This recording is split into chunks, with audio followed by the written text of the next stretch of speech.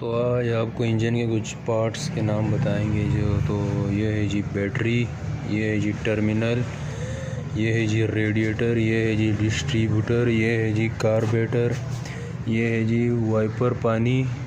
बोतल, और ये है जी ब्रेक ऑयल, ये है जी टेपर्ड कवर,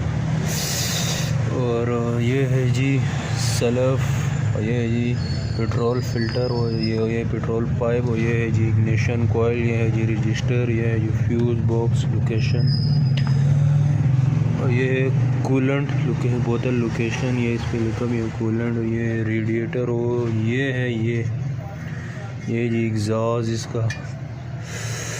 ये है जी वाइपर मोटर, और ये है जी क्लच, और जी वो, और ये है जी घोड़ा, इसको बोलते हैं घोड़ा, कुछ लोग एक्सेल भी बोलते हैं इसको,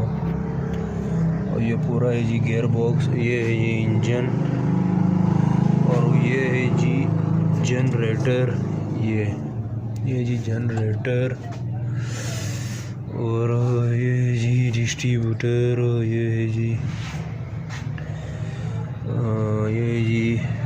फ्यूल पंप,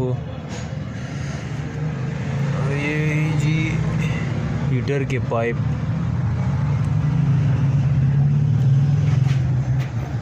और